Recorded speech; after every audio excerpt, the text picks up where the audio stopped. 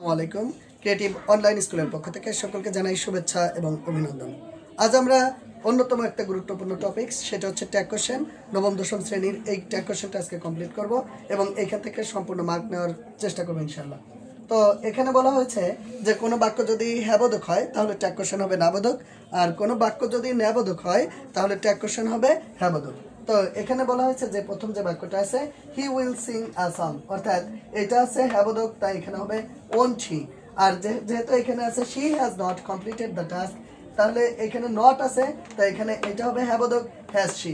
আমাদের একটা কথা মনে রাখতে হবে, সাবজেক্ট নাউন থাকুক অথবা প্রোনাউন থাকুক, সেই সাবজেক্টের প্রোনাউন রূপ বসাতে হয়। কিন্তু আমরা এখানে আর দুইটা রুলস লিখেছি এখানে, যে he has a pen, hasn't he, আবার he has a pen, doesn't he. Hasn't he এটা হচ্ছে ব্রিটিশ স্টাইল, আর হচ্ছে হি হ্যাজ আ পেন এটা ডাজেন্ট হি, এটা হচ্ছে আমেরিকান স্টাইল। আমরা এখন 2 নম্বর রুলসটা শিখবো, যে যদি কোনো বাক্যের মধ্যে আই অ্যাম থাকে তাহলে সেটার ক্ষেত্রে আরেন্ট আই অথবা এইন্ট আই হবে, অর্থাৎ অ্যাম প্লাস নট এটা হতে পারে আরেন্ট অথবা এইন্ট। তো আই অ্যাম হ্যাপি, অর্থাৎ এখানে আমরা বসাতে পারি aren't I. I am busy now, এইখানে আমরা বসাতে পারি এইন্ট আই অথবা আরেন্ট আই, যে কোনো একটা বসালেই রাইট। আমরা এখন 3 নম্বরটা দেখবো, যে ইম্পারেটিভ সেন্টেন্স, অর্থাৎ কোনো বাক্য দ্বারা যদি আদেশ, উপদেশ, অনুরোধ বোঝায়, আর এই বাক্যটা সাধারণত ভার্ব দ্বারা শুরু হয়। তো যখন ভার্ব দ্বারা বাক্য শুরু হবে তখন আমাদের ট্যাগ কোশ্চেন করতে হবে উইল ইউ, ক্যান ইউ অথবা ওন্ট ইউ। আমরা সাধারণত যেখানে অর্ডার বসে সেখানে উইল ইউ বসাই।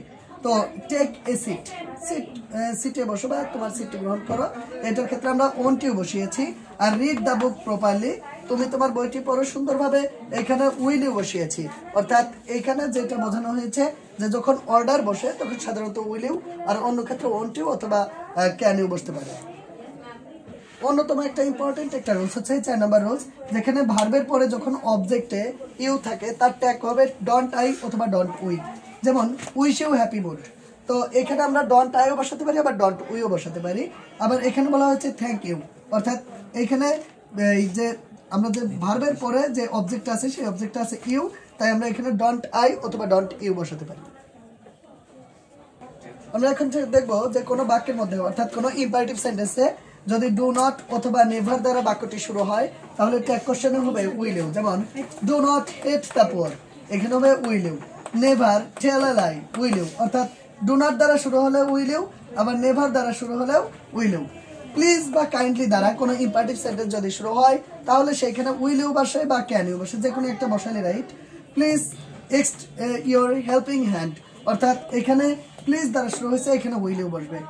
লেট আস বা লেটস দ্বারা ইম্পারেটিভ বাক্য যখন শুরু হবে তখন ট্যাগ কোশ্চেনে শ্যাল উই বসে, অর্থাৎ লেট আস দ্বারা শুরু হয়েছে, এখানে শ্যাল উই বসবে। লেট আস না হয়ে যদি let me, let him, let her ইত্যাদি বসে তাহলে সেই ক্ষেত্রে উইল ইউ অথবা ওন্ট ইউ বসে, রুলস 3 নম্বরের মতো। যেমন এখানে বলা হচ্ছে লেট মি গো দেয়ার, অর্থাৎ উইল ইউ। এখানে লেট মি দ্বারা শুরু হয়েছে, লেট দ্বারা শুরু হয়নি, তাই এখানে উইল ইউ বসেছে।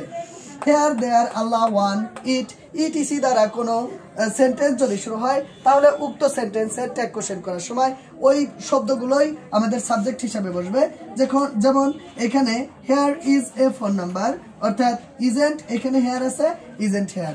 আশা করি বুঝতে পেরেছো।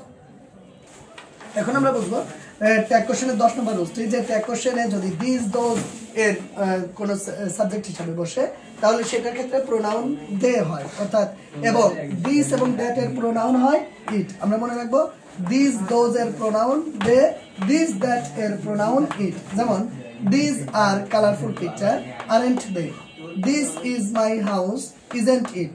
এখন যে বাক্যে সাবজেক্ট হিসাবে everybody, somebody, nobody, everyone, none, no one, etc থাকে তাহলে ট্যাগ কোশ্চেনে প্রোনাউনের সময় দে বসে। তো আমরা এখানে দেখতে পাচ্ছি এভরিবডি আছে, তাই এখানে আমাদের ডন্ট বসছে। কিন্তু এখানে কথা হচ্ছে ওয়ান্স আছে, এখানে ডাজেন্ট না হয়ে কেন ডন্ট হলো? তো আমাদের সবসময় ভার্ব বসবে হচ্ছে এই প্রোনাউনের উপরে নির্ভর করে, যেহেতু এটা প্লুরাল নাম্বার এবং থার্ড পারসন সিঙ্গুলার নাম্বার নয়, তাই এখানে ডন্ট বসছে। তো সেন্টেন্সে nobody, none, no one, nothing, never, hardly, scarcely, seldom, few, little যদি থাকে তাহলে ট্যাগ কোশ্চেন করার সময় অবশ্যই সে বাক্যগুলো অ্যাফার্মেটিভে করতে হবে, কারণ এই ওয়ার্ডগুলো হচ্ছে নেগেটিভ ওয়ার্ড। কিন্তু যদি ফিউ না থেকে ফিউ থাকে, লিটিল না থেকে এ লিটিল থাকে, তাহলে ট্যাগ কোশ্চেন করার সময় নেগেটিভ ট্যাগ কোশ্চেন করতে হবে। আশা করি সকলেই বুঝতে পেরেছ।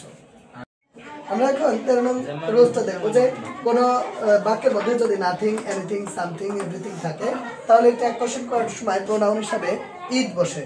যেমন এনিথিং ইজ অ্যাকসেপ্টেড, অর্থাৎ ইজেন্ট এই এনিথিং এর জায়গায় হবে ইট, ইজেন্ট ইট।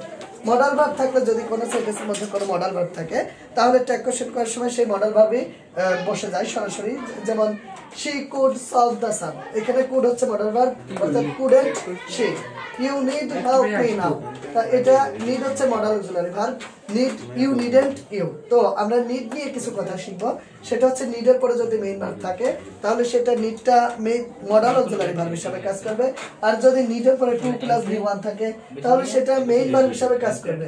আবার যদি need এর পরে যদি তোমার কোনো কিছু না থেকে বাকি অংশ পূর্ণ করা হয় তাহলে সেই ক্ষেত্রে ডু ডাজ নিতে হবে এবং সেই সেন্টেন্স হিসাবে প্রেজেন্ট ইনডিফিনাইট টেন্স বসবে।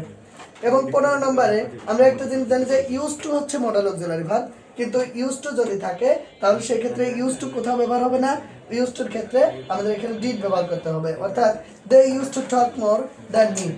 তো এখানে ইউজ টু একটা মডাল অক্সিলারি ভার্ব, রুলস অনুযায়ী এখানে মডাল অক্সিলারি ভার্ব বসার কথা ছিল, কিন্তু ইউজ টুর পরিবর্তে এখানে ডিড বসবে, ডিডেন্ট এখানে দে বসবে। আশা করি বুঝতে পেরেছো। আসসালামু আলাইকুম। আমরা এখন 16 নম্বর রুলসটি শিখবো যে সাবজেক্ট ভার্ববিহীন কোনো এক্সক্লামেটরি সেন্টেন্স যদি থাকে তাহলে তার ট্যাগ কোশ্চেন করতে হলে আমাদের ইজেন্ট ইট বসাতে হবে।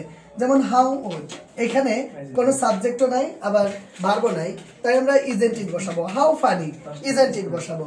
তো অ্যাডজেক্টিভের পূর্বে দা বসালে বা যদি কোনো সেন্টেন্সে দা বসে তাহলে সেটার ক্ষেত্রে আমরা প্রোনাউন হিসেবে দে নিব। তো দ্য ব্রেভ, এইটি ব্রেভ মানে সাহসী, এর পূর্বে দা আছে তাই আমরা আরেন্ট দে নেব। এখন সেন্টেন্সের সাবজেক্ট হিসাবে যদি এই ওয়ার্ডগুলো থাকে যেমন none of, many of, some of, most of, any of থাকলে যদি সেটার ক্ষেত্রে এই শব্দগুলো দ্বারা যদি কোনো ব্যক্তিকে বোঝায় তাহলে প্রোনাউন হিসেবে দে বসে, আর যদি কোনো বস্তুকে বোঝায় তাহলে প্রোনাউন হিসেবে ইট বসে। যেমন none of the problem can be solve, it can it, এখানে আমাদের ক্যান ইট বসেছে কারণ এখানে বস্তু বোঝানো হয়েছে। আশা করি সকলেই বুঝতে পেরেছো। Thank you so much.